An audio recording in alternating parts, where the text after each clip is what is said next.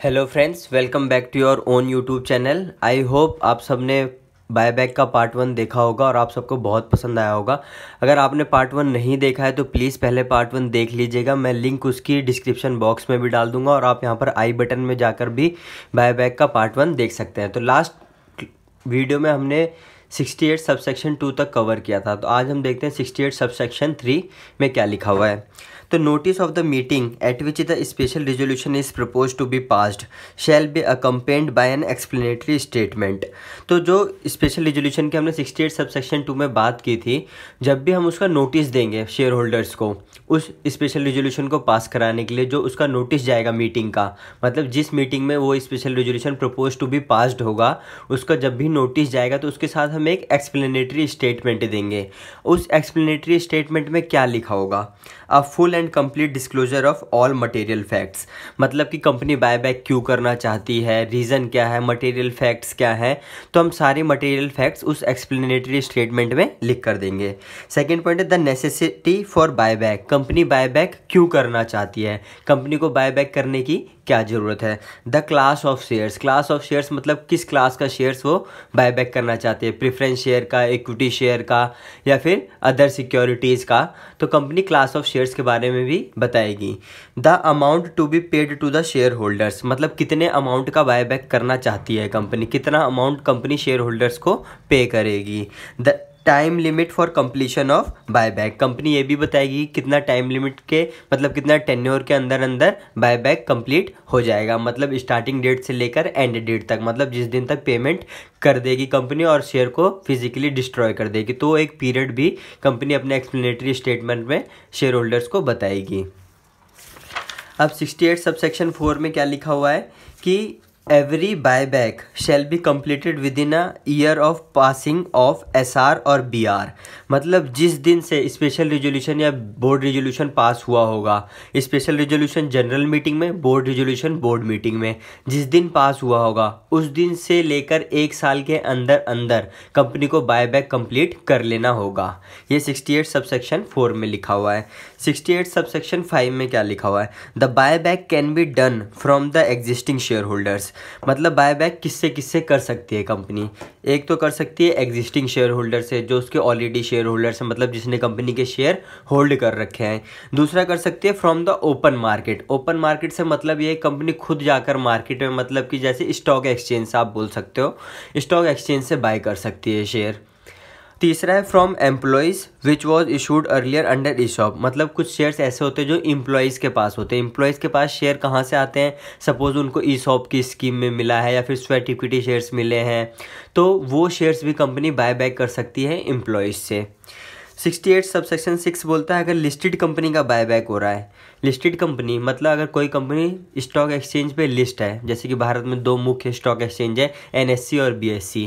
अगर NSE और BSE या फिर किसी अदर स्टॉक एक्सचेंज पे लिस्ट है कंपनी, मतलब कंपनी लिस्टेड कंपनी है, तो जो कंपनी के डायरेक्टर्स होंगे उनको बेसिकली कंपनी को डिक्लेरेशन ऑफ सॉल्वेंसी फाइल करना होगा और डायरेक्टर्स के साइन होंगे, एटलीस्ट 2 डायरेक्टर्स के साइन होंगे, जिनमें से एक डायरेक्टर MD यानी कि मैनेजिंग डायरेक्टर होगा। तो डिक्लेरेशन ऑफ सॉल्वेंसी किसको फाइल करेगी कंपनी? सेबी को, मतलब security exchange board of India को।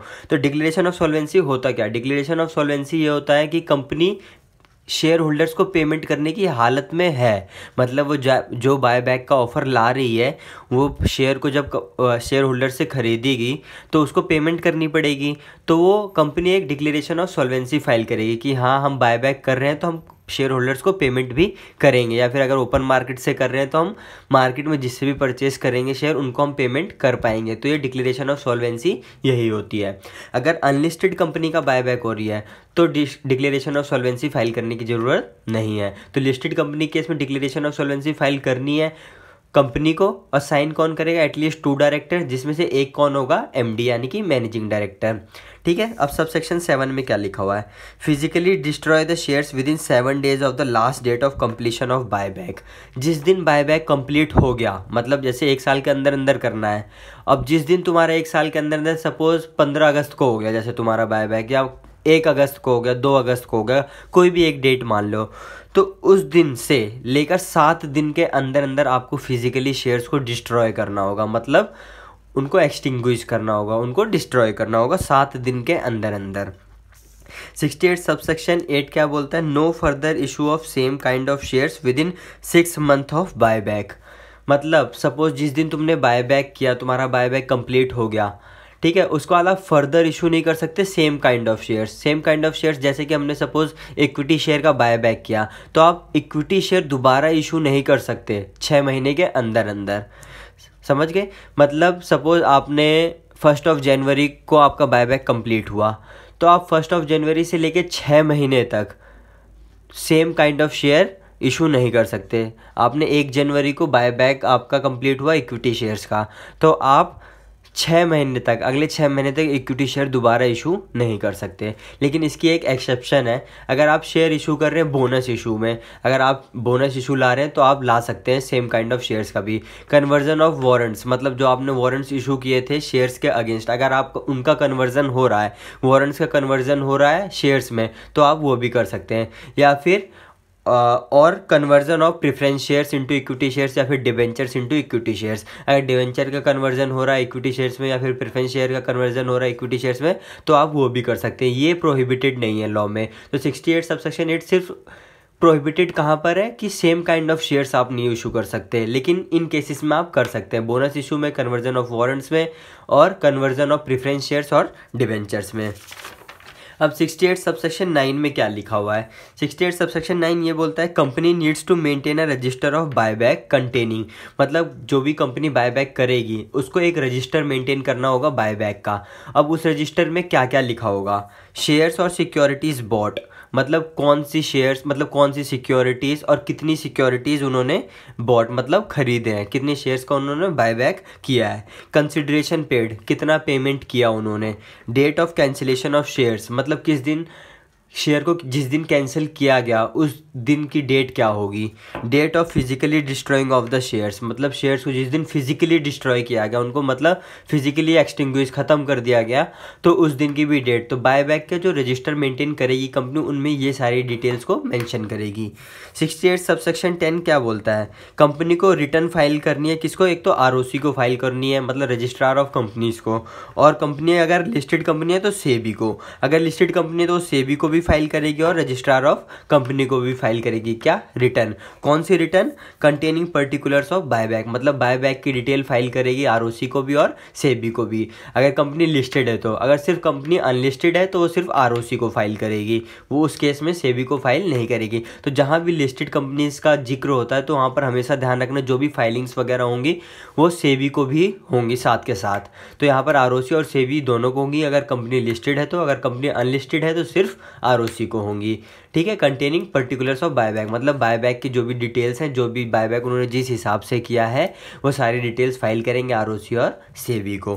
अब 68 सबसेक्शन 11 लास्ट सबसेक्शन है ये बायबैक का। ये क्या बोलता है? If company defaults in complying with the provision of section 68 और सेबीज बायबैक रेगुलेशन। अगर कंपनी लिस्टेड है तो सेक्शन 68 और बायबैक दोनों रेगुलेशन को देखना और एक्ट को देखना पड़ेगा। अगर कंपनी अनलिस्टेड है तो सेक्शन 68, अगर वो इसके प्रोविज़न को वॉयलेट करती है तो उस पर क्या पेनल्टी लगेगी?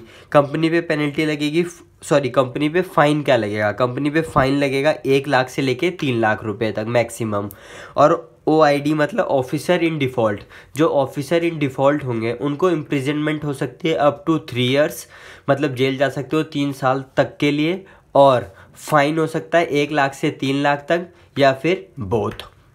तो उम्मीद करता हूँ दोस्तों आपको पार्ट 2 भी बायबैक का बहुत अच्छा लगा होगा और अच्छे से समझ में आया होगा। तो बने रहिए आप लोग ऐसे ही मेरे साथ और ऐसे ही सपोर्ट करते रहिए। मेरे चैनल को सब्सक्राइब कीजिए ताकि मैं आपको और ज़्यादा इन्फॉर्मेटिव वीडियोस और नॉलेजेबल वीडियोस शेयर करता रहूँ। Thank you so much guys, thank you so much for being so supportive.